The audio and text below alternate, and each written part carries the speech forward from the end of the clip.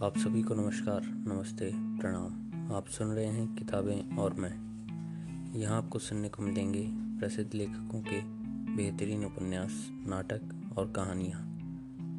तो बने रहिए मेरे यानी लवेश कुमावत के साथ और सुनते रहिए किताबें और मैं। आज मैं आपको सुनाने जा रहा हूँ मुंशी प्रेमचंद की लिखी कहानी बूढ़ी काकी। जिह्वा स्वाद के सिवा और कोई चेष्टा शेष न थी और न अपने कष्टों की ओर आकर्षित करने का रोने के अतिरिक्त कोई दूसरा सहारा ही। समस्त इंद्रियां, नेत्र, हाथ और पैर जवाब दे चुके थे। पृथ्वी पर पड़ी रहती और घर वाले कोई बात उनकी इच्छा के प्रतिकूल करते। भोजन का समय टल जाता या उसके परिमाण पूर्ण न होता अथवा बाजार से कोई वस्तु आती और न मिलती तो ये रोने लगती थी। उनका रोना सिसकाना साधारण रोना न था, वे गला फाड़ फाड़ कर रोती थी। उनके पतिदेव को स्वर्ग सितारे कालांतर ही हो चुका था। बेटे तरुण हो होकर चल बसे थे। अब एक भतीजे के अलावा और कोई न था। उसी भतीजे के नाम उन्होंने अपनी सारी संपत्ति लिख दी। भतीजे ने सारी संपत्ति लिखाते समय खूब लंबे चौड़े वादे किए, किंतु वे सब वादे केवल कुली डिपो के दलालों को दिखाए हुए सब्ज बाग थे। यद्यपि उस संपत्ति की वार्षिक आय 150-200 रुपए से कम न थी, तथापि बूढ़ी काकी को पेट भर भोजन भी कठिनाई से मिलता था। इसमें उनके भतीजे पंडित बुद्धिराम का अपराध था अथवा उनकी अर्धांगिनी श्रीमती रूपा का, इसका निर्णय करना सहज नहीं। बुद्धिराम स्वभाव के सज्जन थे, किंतु उसी समय तब जब वे उनके कोष पर आँच न आए। रूपा स्वभाव से तीव्र थी सही, पर ईश्वर से डरती थी। अतएव बूढ़ी काकी को उसकी तीव्रता उतनी न खलती जितनी बुद्धिराम की भलमसाहत। बुद्धिराम को कभी कभी अपने अत्याचार पर खेद होता था। विचारते ही रहते थे कि इसी संपत्ति के कारण मैं इस समय भला मानुष बना बैठा हूँ। यदि भौतिक आश्वासन और सुखी सहानुभूति से स्थित में सुधार हो सकता हो तो कदाचित कोई आपत्ति न थी, परंतु व्यय का भय उनकी चेष्टा को दबाए रखता था। यहाँ तक कि यदि द्वार पर कोई भला आदमी बैठा होता और बूढ़ी काकी उस समय अपना राग अलापने लगती तो वह आग हो जाते और घर में आकर उन्हें जोर से डांटते। लड़कों को बूढ़ों के स्वाभाविक द्वेष होता ही है, और फिर जब माता पिता का यही रंग देखते तो वे बूढ़ी काकी की ओर सताया करते। कोई चुटकी काट कर भागता, कोई इन पर पानी की कुल्ली कर देता। काकी चीख मार रोती, परंतु यह बात प्रसिद्ध थी कि वह केवल खाने के लिए रोती है। अतएव उनके संतोष और आर्तनाद पर कोई ध्यान नहीं देता था। हाँ, काकी क्रोधातुर होकर बच्चों को गालियां देने लगती तो रूपा घटनास्थल पर आ पहुंचती। इस भय से काकी अपनी जिह्वा कृपाण का कदाचित ही प्रयोग करती थी।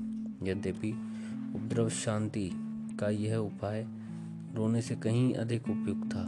संपूर्ण परिवार में यदि काकी से किसी को अनुराग था तो वह बुद्धिराम की छोटी लड़की लाडली थी। लाडली अपने दोनों भाइयों के भय से अपने हिस्से की मिठाई चबैना बूढ़ी काकी के पास बैठकर खाया करती थी।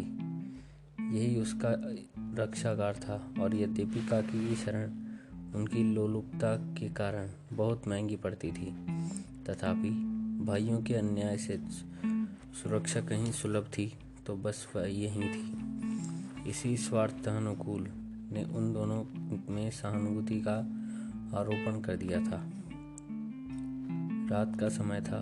बुद्धिराम के द्वार पर शहनाई बज रही थी और गांव के बच्चों का झुंड विस्मरण स्वरूप नेत्रों के गाने रसास्वादन कर रहा था। चारपाइयों पर मेहमान विश्राम करते हुए नाइयों से मुक्कियां लगवा रहे थे। समीप खड़ा भाट विरुदावली सुना रहा था और कुछ भाग्य मेहमानों की वाह वाह पर ऐसे खुश हो रहा था मानो वह वाह का यथार्थ में यही अधिकारी है। दो एक अंग्रेजी पढ़े हुए नवयुवक इन व्यवहारों से उदासीन थे।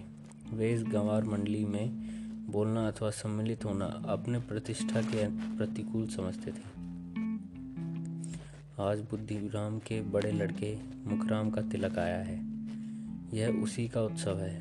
घर के भीतर स्त्रियां गा रही थी और रूपा मेहमानों के लिए भोजन में व्यस्त थी। भट्टियों पर कड़ाह चढ़ रहे थे। एक में पूड़ियाँ कचौड़ियाँ निकल रही थी, दूसरे में अन्य पकवान बनने थे। एक बड़े हांडे में मसालेदार तरकारी पक रही थी। घी और मसाले के सुधारवर्धक सुगंधी चारों ओर फैली हुई थी। बूढ़ी काकी अपनी कोठरी में शोक में विचार की भांति बैठी हुई थी। यह स्वाद मिश्रित सुगंधित उन्हें बेचैन कर रही थी। वे मन ही मन विचार कर रही थी, संभवतः मुझे पूड़ियाँ न मिलेंगी। इतनी देर हो गई, कोई भोजन लेकर आया ही नहीं। मालूम होता है सब लोग भोजन कर चुके हैं, मेरे लिए कुछ न बचा। यह सोचकर उन्हें रोना आया, परंतु अपशकुन के भय से वह रो न सकी। आहा, कैसी सुगंध है! अब मुझे कौन पूछता है? जब रोटियों के ही लाले पड़े हैं, तब ऐसे भाग्य कहाँ की भरपेट पूड़ियाँ मिले। यह विचार कर उन्हें रोना आया। कलेजे में हुक सी उठने लगी, परंतु रूपा के भय से उन्होंने फिर मौन धारण कर लिया। बूढ़ी काकी देर तक इन्हीं दुखदयाल विचारों में डूबी रही। घी और मसालों की सुगंधी रह रहकर मन के आपे को बाहर किए देती थी। मुंह में पानी भर भर आता था। पूड़ियों का स्वाद स्मरण करके हृदय में गुदगुदी होने लगती थी। किसे पुकारूं, आज लाडली बेटी का भी नहीं आई। दोनों छोड़कर सदा दिया करते हैं, अब इसका भी क्या कहीं पता नहीं। कुछ मालूम तो होता है कि क्या बन रहा है। बूढ़ी काकी की कल्पना में पूड़ियों की तस्वीर नाचने लगी। खूब लाल लाल फूली फूली नरम नरम होंगी। रूपा ने भली भांति भोजन किया होगा। कचौड़ियों में अजवाइन और इलायची की महक आ रही होगी। एक पूड़ी मिलाती तो जरा से हाथ में लेकर देखती, क्यों न चलकर कड़ाह के सामने ही बैठूं। पूड़ियाँ छन छन तैयार होंगी, कड़ाह से गरम गरम निकालकर थाल में रखती जाती होंगी। फूल हम घर में सूंघ सकते हैं, परंतु वाटिका में कुछ और बात होती है। इस प्रकार निर्णय करके बूढ़ी काकी उकड़ू बैठकर हाथों के बल सरकती हुई बड़ी कठिनाई से चौखट से उतरी और धीरे धीरे रेंगती हुई कड़ाह के पास जा बैठी। यहाँ आने पर उन्हें उतना ही धैर्य हुआ जितना भूखे कुत्ते को खाने वाले के सम्मुख बैठने में होता है। रूपा उस समय कार्यभार में उद्विग्न थी। कभी इस कोठे में जाती, कभी उस कोठे में, कभी कड़ाह के पास जाती, कभी भंडार में जाती। किसी ने बाहर से आकर कहा, महाराज ठंडे ही मांग रहे हैं। ठंडे ही देने लगी। इतने में फिर किसी ने आकर कहा, भाट आया है, उसे कुछ दे दो। भाट के लिए सीधा निकाल रही थी कि एक तीसरे आदमी ने आकर पूछा, अभी भोजन तैयार होने में कितना विलंब है? जरा ढोल मजीरा उतार दो। बेचारी अकेली स्त्री दौड़ते दौड़ते व्याकुल हो रही थी। झुंझलाती थी, कुड़ती थी, परंतु क्रोध प्रकट करने का अवसर न पाती थी। भय होता कहीं पड़ोसी ने यह न कहने लगे कि इतने में ही उबल पड़ी। प्यास से स्वयं के कंठ सूख रहा था। गर्मी के मारे फूंकी जाती थी, परंतु इतना अवकाश न था कि जरा पानी पी ले अथवा पंखा लेकर झले। यह भी खटका था कि जरा आंख हटी और चीज़ों में लूट मची। इस अवस्था में कहीं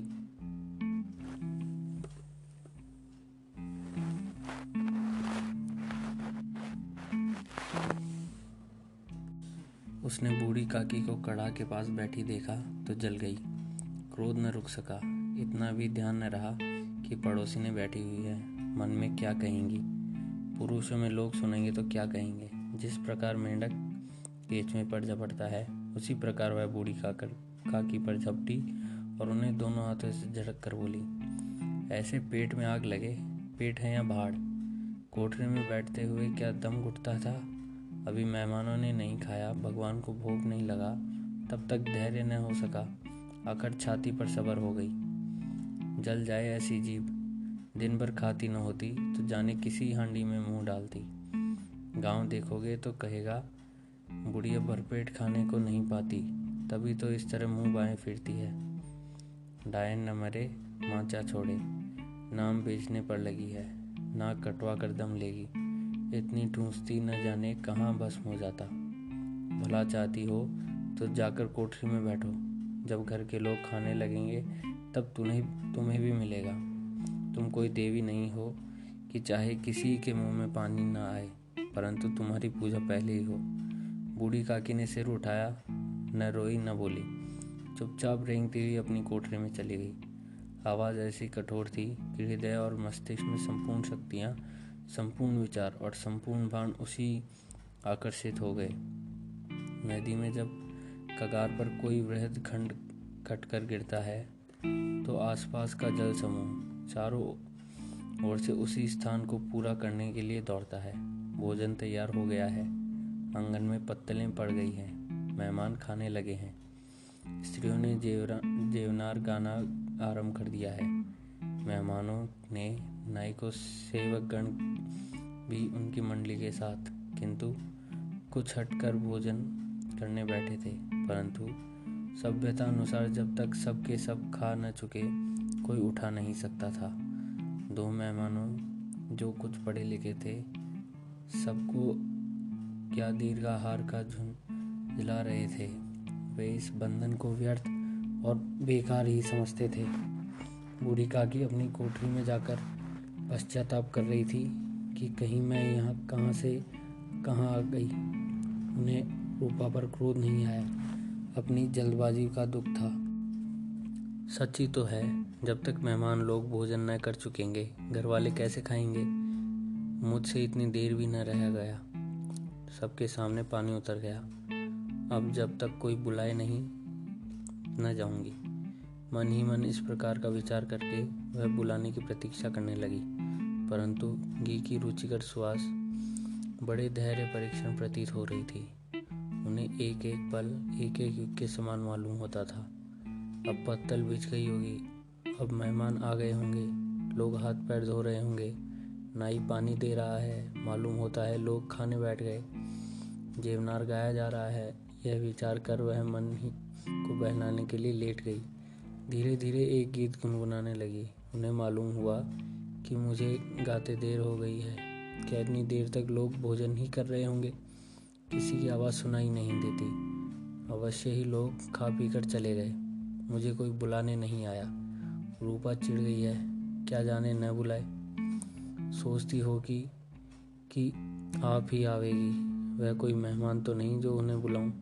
बूढ़ी काकी चलने को तैयार हुई, यह विश्वास कि 1 मिनट में पूड़ियाँ और मसालेदार तरकारियाँ सामने आएंगी। उनकी स्वेदान्विता को गुदगुदाने लगा। उन्होंने मन में तरह तरह के मंसूबे बांधे। पहले तरकारी से पूड़ियाँ खाऊंगी, फिर दही और शक्कर से। कचौरियाँ रायते के साथ मज़ेदार मालूम होगी, चाहे कोई बुरा माने चाहे भला।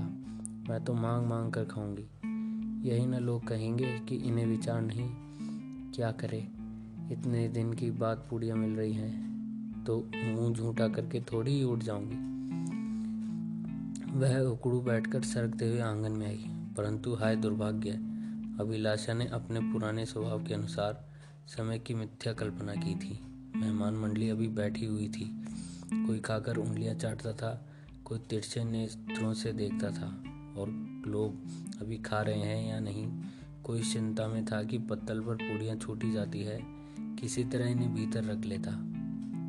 कोई दही खाकर चटकारता था, परंतु कोई दोना मांगते हुए संकोच करता था कि इतने में बूढ़ी काकी रेंगती हुई उनके बीच में आ पहुंची।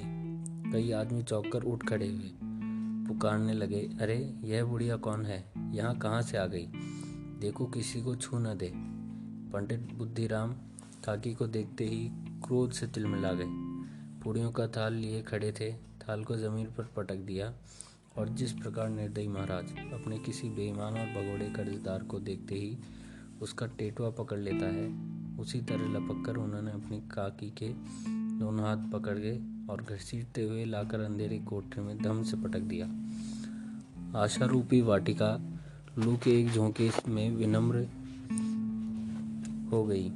मेहमानों ने भोजन किया, घर वालों ने भोजन किया, बाजे वाले धोबी चमार भी भोजन कर चुके, परंतु बूढ़ी काकी को किसी ने न पूछा। बुद्धिराम और रूपा दोनों ही बूढ़ी काकी को उनकी निर्लज्जता के लिए दंड देने का निश्चय कर चुके थे। उनके बुढ़ापे पर, दीनता का ज्ञान पर किसी को करुणा न आई। अकेली लाडली उनके लिए कूद रही थी। लाडली को काकी से अत्यंत प्रेम था। बेचारी भोली भाली लड़की थी। बाल विनोद और चंचलता की उसमें गंध तक न थी। दोनों बार उसके माता पिता ने काकी से निर्दयता से घसीटा। लाडली का हृदय ऐंठ कर रह गया। वह झुंझला रही थी कि हम लोग काकी को क्यों बहुत सी पूड़ियाँ नहीं देते। क्या मेहमान सबके सब खा जाएंगे? और यदि काकी ने मेहमानों से पहले खा लिया तो क्या बिगड़ जाएगा? वह काकी के पास जाकर उन्हें धैर्य देना चाहती थी, परंतु माता के भय से न जाती थी। उसने अपने हिस्से की पूड़ियाँ बिल्कुल न खाई थी। अपनी गुड़िया की पिटोरी में बंद कर रख दी। उन पूड़ियों को काकी के पास ले जाना चाहती थी। उसका हृदय अधीर हो रहा था। बूढ़ी काकी मेरी बात सुनते ही वह बैठेंगी, पूड़ियाँ देखकर कैसे प्रसन्न होंगी, मुझे खूब प्यार करेंगी। रात को 11 बज गए थे। रूपा आंगन में पड़ी सो रही थी। लाडली की आंखों में नींद न आती थी। काकी को पूड़ियाँ खिलाने की खुशी उसे सोने न देती थी। उसने गुड़िया की पिटारी सामने रखी थी। जब विश्वास हो गया कि अम्मा सो रही हैं, तो वह चुपके से उठी और विचारने लगी, कैसे चलूं? चारों ओर अंधेरा था। केवल चूल्हों में आग चमक रही थी और चूल्हों के पास एक कुत्ता लेटा हुआ था। लाडली की दृष्टि सामने वाले नीम पर गई। उसे मालूम हुआ कि उस पर हनुमान जी बैठे हुए हैं। उनकी पूंछ, उनकी गदा वह स्पष्ट दिखलाई दे रही है। मारे भय के उसने आंखें बंद कर ली। इतने में कुत्ता उठा। लाडली को ढांढस हुआ। कई सोए हुए मनुष्यों के बदले एक भागता हुआ कुत्ता उसके लिए अधिक धैर्य का कारण हुआ। उसने पिटारी उठाई और बूढ़ी काकी की कोठरी की ओर चली। बूढ़ी काकी को केवल इतना स्मरण था कि किसी ने मेरा हाथ पकड़कर घसीटा। फिर ऐसा मालूम हुआ कि जैसे कोई पहाड़ पर उड़ाए लिए जाता है। उसने पैर बार बार पत्थरों से टकराए। तब किसी ने यह पहाड़ पर से पटका। वे मूर्छित हो गई। जब वे सचेत हुई तो किसी ने जरा भी आहट न मिलती थी। समझी कि सब लोग खा पीकर सो गए और उनके साथ मेरी तकदीर भी सो गई। रात कैसे कटेगी? राम, क्या खाऊं? पेट में अग्नि धधक रही है। हाँ, किसी ने मेरी सुध ही न ली। क्या मेरा पेट काटने में धन उड़ जाएगा? इन दोनों को इतनी भी दया नहीं आती कि न जाने बुढ़िया कब मर जाए, उसका जी क्यों दुखावे। मैं पेट की रोटियां ही खाती हूँ और कुछ इस पर यह हाल है। मैं अंधी अपाहिज ठहरी, न कुछ सुनूं न बूझूं। यदि आंगन में चली गई तो क्या बुद्धिराम में से इतना कहते न बनता था कि काकी अभी लोग खाना खा रहे हैं, फिर आना। मुझे घसीटा, पटका। उन्हीं पूड़ियों के लिए रूपा ने सबके सामने गालियां दी। उन्हीं पूड़ियों के लिए इतनी दुर्गति करने पर भी उनका पत्थर का कलेजा न पसीजा। सबको खिलाया, मेरी बात तक न पूछी। जब तक ही न दी तब तक क्या देंगे, यह विचार कर काकी निराश में संतोष के साथ लेट गई। गिलानी से भरा गला भर आता था, परंतु मेहमानों के भय से रोती न थी। सहसा कानों में आवाज आई, काकी उठो, मैं पूड़ियाँ लाई हूँ। काकी ने लाडली की बोली पहचानी। चटपट उठ बैठी। दोनों हाथों से लाडली को टटोला और उसे गोद में बिठा लिया। लाडली ने पूड़ियाँ निकाल कर दी। काकी ने पूछा, क्या तुम्हारी अम्मा ने दी है? लाडली ने कहा, नहीं, यह मेरे हिस्से की हैं। काकी पूड़ियों पर टूट पड़ी। 5 मिनट में पिटारी खाली हो गई। लाडली ने पूछा, काकी पेट भर गया? जैसे थोड़ी सी वर्षा ठंडक के स्थान पर और भी गर्मी पैदा कर देती है, उसी भांति इन थोड़ी सी पूड़ियों ने काकी की क्षुधा और इच्छा दोनों उत्तेजित कर दी थी। बोली, नहीं बेटी, जाकर अम्मा से और मांग लाओ। लाडली ने कहा, अम्मा सोती है, जाऊंगी तो मारेगी। काकी ने पिटारी को फिर टटोला। उसमें कुछ खुरचन गिरी। बार बार होंठ चाटती थी, चटकारे भरती थी। हृदय महसूस रहा था कि और पूरियां कैसे पाऊं। संतोष सेतु जब टूट जाता और इस इच्छा का बहाव अपरिमित हो जाता। मतवालों को मद का स्मरण करना उन्हें मदांत बनाता है। काकी का अधीर मन इच्छाओं के प्रबल प्रवाह में बहरा गया था। उचित और अनुचित का विचार जाता रहा। वे कुछ देर तक इस इच्छा में रोकती रही। सहसा लाडली से बोली, मेरा हाथ पकड़कर वहां ले चलो जहां मेहमानों ने बैठकर भोजन किया है। लाडली उनका अभिप्राय समझ न सकी। उसने काकी का हाथ पकड़ा और ले जाकर झूठे पत्तलों के पास बिठा दिया। दीन शुदा उस ज्ञान बुढ़िया पत्तलों से पूड़ियों के टुकड़े चुन चुन कर भक्षण करने लगी। ओह, दही कितना स्वादिष्ट था, कचौड़ियाँ कितनी सलोनी, खस्ता कितने सुकोमल। काकी बुद्धिहीन होते ही हुई भी इतनी जानती थी कि मैं वह काम कर रही हूँ जो मुझे कदापि न करना चाहिए। मैं दूसरों की झूठी पत्तल चाट रही हूँ। परंतु बुढ़ापा तृष्णा रोग का अंतिम समय है, जब संपूर्ण इच्छाएं एक ही केंद्र पर आ लगती हैं। बूढ़ी काकी में यह केंद्र उनकी स्वादेंद्रियां थी। ठीक उसी समय रूपा की आंख खुली। उसे मालूम हुआ कि लाडली मेरे पास नहीं है। वह चौंकी, चारपाई के इधर उधर ताकने लगी और कहीं नीचे तो नहीं गिर पड़ी। वह वहां न पाकर वह उठी तो क्या देखती है कि लाडली जूते पत्तलों के पास चुपचाप खड़ी है और बूढ़ी काकी पत्तलों पर से पूड़ियों के टुकड़े उठा उठा कर खा रही है। रूपा का हृदय सन्न हो गया। किसी गाय की गर्दन पर छुरी चलते देखकर जो अवस्था उसकी होती, वह उस समय हुई। एक ब्राह्मणी दूसरों की झूठियां पत्तलें टटोल ले, इससे अधिक शोकमय दृश्य संभव न था। पूड़ियों के कुछ ग्रासों के लिए उनकी चचेरी सास ऐसा निष्ठुर काम करे, यह वह दृश्य था जिसे देखकर देखने वालों के हृदय कांप उठते हैं। ऐसा प्रतीत होता है मानो जमीन रुक गई, आसमान चक्कर खा रहा है, संसार पर कोई आपत्ति आने वाली है। रूपा को क्रोध न आया। शोक के सम्मुख क्रोध कहाँ, करुणा और भय से उसकी आंखें भर आई। इस अधर्म का भागी कौन है? उसने सच्चे हृदय से गगन मंडल की ओर हाथ उठाकर कहा, परमात्मा, मेरे बच्चों पर दया करो। इस धर्म का दंड मुझे मत दो, नहीं तो मेरा सत्यानाश हो जाएगा। रूपा को अपनी स्वार्थपरता और अन्याय इस प्रकार प्रत्यक्ष रूप से कभी न दिखाई पड़े थे। वह सोचने लगी, हाय कितनी निर्दयी हूँ। जिसकी संपत्ति से मुझे 200 रुपये आय हो रही है, उसकी यह दुर्गति और मेरे कारण। हे दयामय भगवान, मुझसे बड़ी भारी चूक हुई है, मुझे क्षमा करो। आज मेरे बेटे का तिलक था, सैकड़ों मनुष्य ने भोजन पाया, मैं इनके इशारों की दासी बनी रही, उनके नाम के लिए सैकड़ों रुपए व्यय कर दिए, परंतु जिसकी बदौलत हजारों रुपए खाए, उसे इस उत्सव में भरपेट भोजन न दे सकी। केवल इसी कारण तो वह वृद्धा असहाय है। रूपा ने दिया जलाया और भंडार का द्वार खोला और एक थाली में संपूर्ण सामग्रियां सजाकर बूढ़ी काकी की ओर चली। आधी रात हो चुकी थी। आकाश पर तारों के थाल सजे हुए थे और इन पर बैठे हुए देवगण स्वर्गीय पदार्थ सजा रहे थे, परंतु उसमें किसी को वह परमानंद प्राप्त न हो सकता था जो बूढ़ी काकी को अपने सम्मुख थाल देखकर प्राप्त हुआ। रूपा ने कंठारुद्ध स्वर में कहा, काकी उठो, भोजन कर लो। मुझसे आज बड़ी भूल हुई, उसका बुरा न मानना। परमात्मा से प्रार्थना कर दो कि वह मेरा अपराध क्षमा कर दे। भोले भोले बच्चे की भांति जो मिठाइयाँ पाकर मार और तिरस्कार सब भूल जाता है, बूढ़ी काकी वैसे ही सब भुला बैठी और खाना खा रही थी। उसने एक एक रोए से सच्चाई निकल रही थी और रूपा बैठी स्वर्गीय दृश्य का आनंद लेने में निमग्न हो गई।